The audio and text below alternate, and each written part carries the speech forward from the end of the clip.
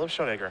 Game number 1 of our semifinals will be underway. When we do have updates for you guys on the backup match between Royce Walter and Brian Braun to win, we'll let you know.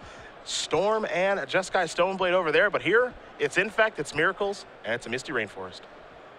This is a replay of the match that Tom had to play to win the Invitational, the most recent one, playing against Reed Duke in the finals. Season 3 in New Jersey, mind you. I forgot about that. Yeah, not too far from here. You mean right down the street? Yeah, I know it's not very far, as there's a Glistener Elf. Walking distance. Schonegger already being placed under the gun by the Glistener Elf. That is a Tundra. I'm going to have to try to keep up with this beautiful cards, as this is one of, if not the nicest Miracles deck I've ever seen. Well, the combination of beta cards and cool extended arts, on top of Philipp's exceptional play, really awesome to watch. There's the Sensei's Divining Top. And Philipp played this in lieu of casting Swords to Plowshares on turn 1. And Tom can kill on turn 2. Just takes an Invigorate and a Berserk. And he has a Berserk. Does not appear to have Invigorate at the moment. It does not appear that way. I mean, Tom can brainstorm and go for it. Well, there's Noble Hierarch, so he's going to slow it down a little bit. There's an Exalted Trigger, and here's an attack for 2. Schonegger's going to have 2. In fact, Ross going to get out his Infect counter. Schonegger will draw a card. It is not a Terminus. This is a Source of Plowshares in the main phase right away. And no reason to wait around, because if you lose the fight on Tom's turn against something like Binds of the Vastwood, you could just die. Swords will resolve. Ross will gain a little bit of life. You saw the land there for Schonegger was a Scalding Tarn. He'll just pass the turn back over to Ross. Ross is going to draw a card. It's a copy of Blighted Agent. And so much patience here from Tom, electing not even to try to spell pierce that Swords of Plowshares. He has the Nexus in hand. He wants to fight the big fight over Terminus. See the hand, a Berserk, a Brainstorm, and a Spell Pierce. Schonegger's going to sacrifice the Scalding Tarn, go down to 19. Search up a land here in just a moment, and we'll see which one it will be, and likely spin the top. There is a Tundra.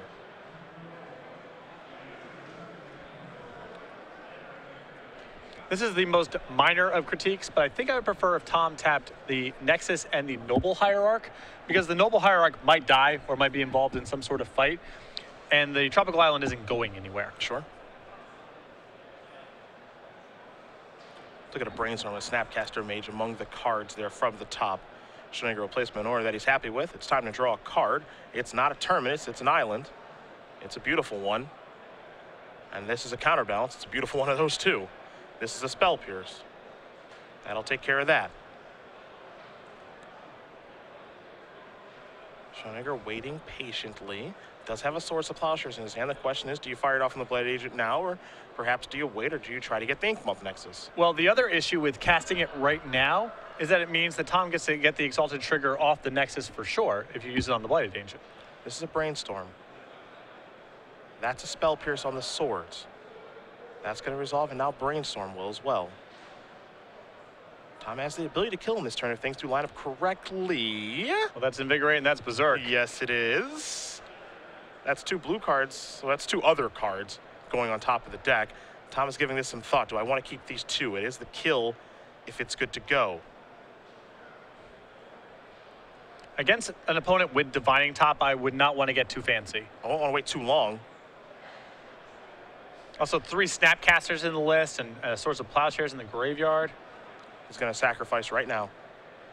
And if you guys haven't seen this before, Tom will be very slow and plotting to begin with, set his turns up, but when he thinks he's got it, he gets moving pretty quick. And I would anticipate that he's going to move in on the Blighted Agent. In case something goes wrong here, he still has the Nexus left over, which is the more valuable enabler. There's an Invigorate on the Blighted Agent. +4/+4. Philipp, you get 4 life. He's such a nice guy. So generous. In we go. Berserk. Force of Will, perhaps. Schonegger's looking through his cards. Tom is hoping it's good, and it is. Tom Ross is going to win game number 1 here over Philipp Schonegger.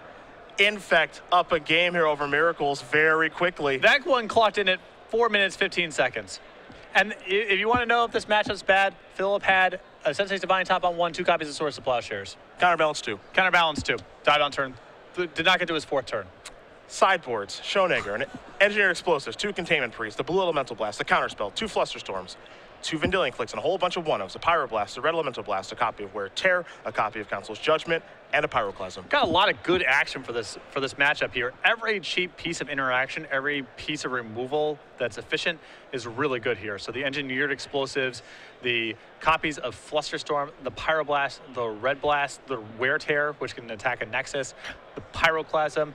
Not all of these are superstars, but all Philipp needs to do is blunt the early assault, give himself as much cheap interaction as possible, and then he can get to the mid-game where he has superior tools. Other side of things, there's a Necropede, a Spellskite, a Sylvan Library, a Blue Elemental Blast, a Force of Will, a Spell Pierce, a Submerge, a Jite, a Bojuka Bog, a Wasteland, 2 Hydroblast, 2 Crows and Grip, and a Nature's Claim. I think the best place to start is probably that Sylvan Library. The Sylvan Library is excellent in this matchup because Tom needs to be able to weather the storm of removal, so sources of card advantage are great.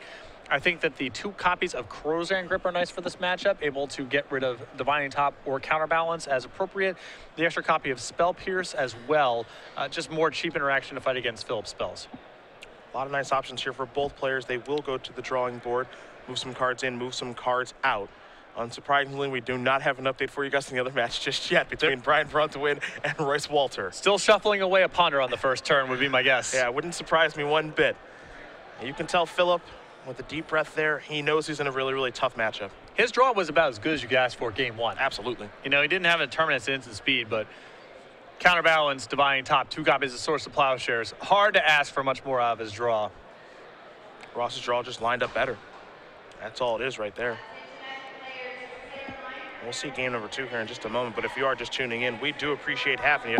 We're very close to 18,000 viewers watching the semifinals here of Grand Prix New Jersey. It is Cedric Phillips and Patrick Sullivan, joined earlier by Matthias Hunt, and of course Andrew Schrott and Nick Miller on the sideboard, along with the rest of the SCG Live crew. We've got 4 players left here. We started with about 4,000 here in New Jersey, and eventually we'll have just 1.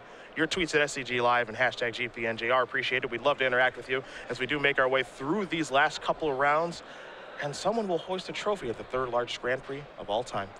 What an accomplishment, especially for these 4 players playing the format they're most associated with, playing strategies that they're known for. A signature win for any of these players.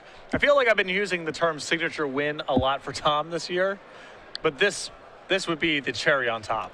Of what's already been a fantastic 2014, mind you. It's been one heck of a run, and you know, he's done it his way with the decks he knows, be it Boss Slayer, Rebel, Red, and Standard. Infect here. And it's funny because what a lot of people forget is when we were in Grand Prix Richmond, he was about a round away with Infect in that format for qualifying for the Pro Tour. He's had a couple near misses this year, but that does not take away from the enormous set of accomplishments that he's generated this year and a spectacular level of play on camera. He was away from the game for a little while, but he is back. It's good to have him back. All doing it without ever giving away any emotion. He raised his eyebrows today when he got hit with that sudden shock. That was the first time this year that I've seen an expression from Tom. Well, I think that one would take him by surprise. So to take anybody by surprise, yeah. I would think. What is that doing there? Oh, well, that's really bad for me. Okay. Don't want to sell a Schonegger sort, though. Coming over here from Europe for this Grand Prix. And look where he is. And if you know him and how skilled he is with this deck, as most of the European crowd do, this isn't much of a surprise. And an advocate for this particular build, very strongly and publicly has promoted 4 copies of Ponder in this list on top of 4 copies of Brainstorm. Not every list does this, but makes a lot of sense to me. In a format where you can die very early, I like casting stuff on turn 1.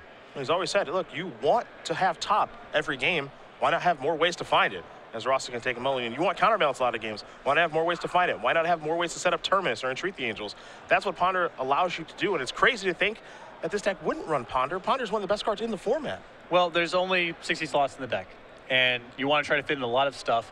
And because the deck is, you know, full of search, it incentivizes you to play a lot of funky one-ofs. And Philipp's list does have a little bit of that going on. He's got Pyroblast and Red Blast, Counterspell. Some of that's redundancy, but Ponder makes a lot of sense to me.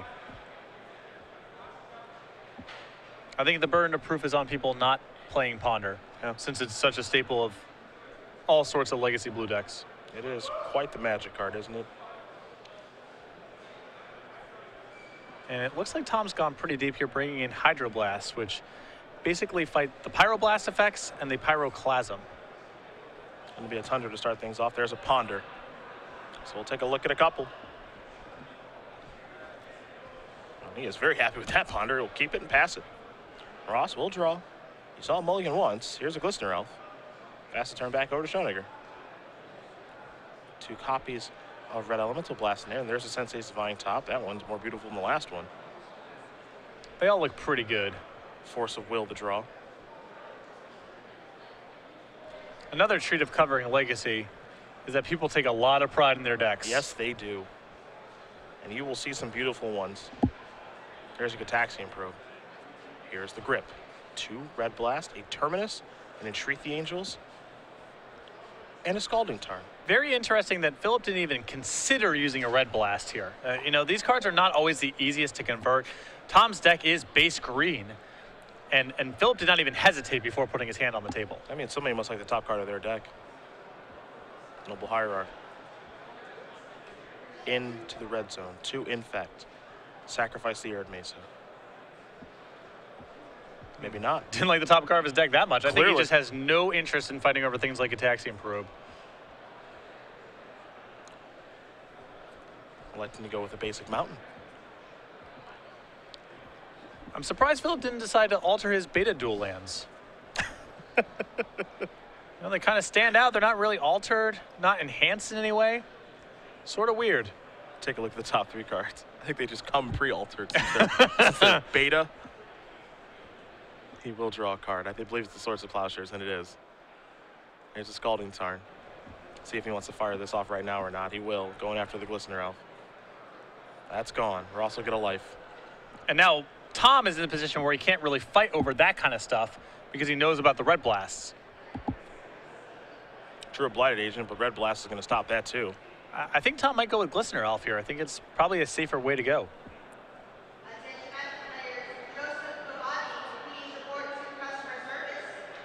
There it is. So a green creature added to the board. Get around those Red Elemental Blasts and just pass the turn back. Schonegger will spin the top. Probably in search of a Terminus. Very quickly going to leave those cards on top. Sacrifice Scalding Tarn. Go a little bit lower to 17. Search up a land here.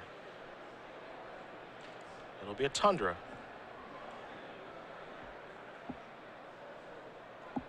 I can appreciate people who take pride in their deck. I would be afraid to handle his deck. It's so nice. Much like I was earlier in this tournament when I was playing with the Ely Cassis cards. Actually, just get these away from me. Here's the Swords of Plowshares. Fire away. You can tell he's played this matchup before. Some people would wait until the other person's turn, maybe try to catch a pump spell on this. Absolutely not. Not against a deck with Vines of the Vastwood. And Tom has a draw step. Yeah. I mean, just shut all the stuff down. Don't get too tricky. Inkmoth Nexus to draw.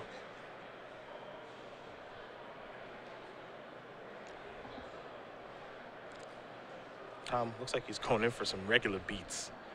I heard rumors that that's how he got it done last round. The rumors are true. From a lot. Dealt a lot of damage. Here's a Brainstorm. Able to put Terminus and Entreat the Angels back now. Brainstorm is timely. Might actually have a fight over this Brainstorm, which is very interesting. Tom working with a lot of information from that earlier Gataxian Probe. He knows about the Terminus, the Entreat, and then 2 copies of Red Elemental Blast in the grip here for Philipp. And he's got a Daze in his hand that's not really worth that much. He's actually going to remove Blighted Agent. There's a Red Blast. This is a Hydro Blast.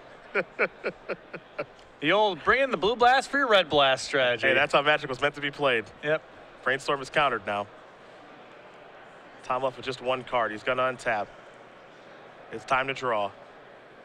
Didn't get a great look at it. He's got a Daze left, though. Gataxian Probe is the card that he's found.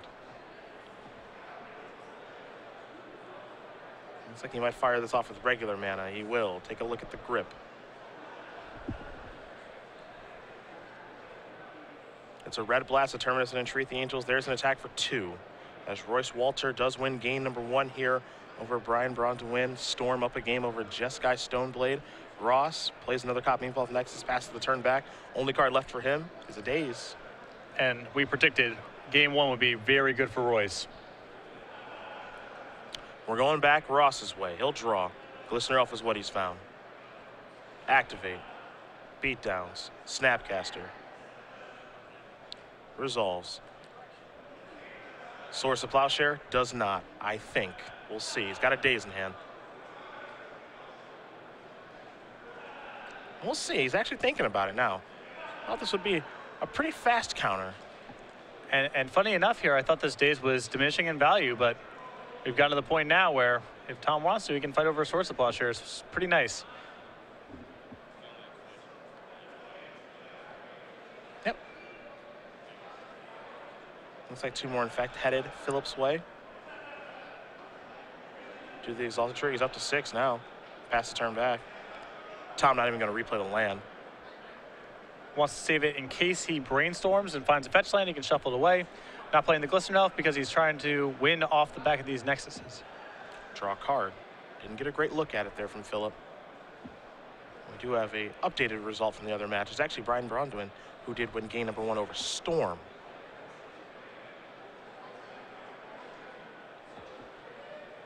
Here's an activation for the Nexus attack.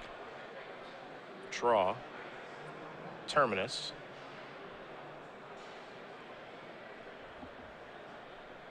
Pay the costs to wreck the boss. 2 cards to the bottom. You can see why Tom, being very cautious about how he's attacking here, does not want to lose too much to this copy of Terminus. Was able to measure his threats and grind out a little bit of value with Exalted Triggers here. So he's got some leftovers. Tropical Island searched up the Verdant Catacombs. This is a Glistener Elf. That is Nickmoth Nexus. He's reloaded very nicely here. Philipp going to replay the top. Pass the turn back over to Ross. Mystery card coming in with that Tropical. Become Immense is the draw. Oh boy. You're putting it lightly. It's heating up. Now he's got to figure out how to make his move, if he will make one. Well, Tom can go ahead and animate a Nexus and attack with the Glistener Elf. If Philipp uses a removal spell inside of combat, he can push on the Become Immense on something else. And if there's a Terminus involved, well, he still has a Nexus left over. He gets to go for it again next turn. Now, Tom knows that there is a Terminus in Philipp's hand. The question is, does he make a move here?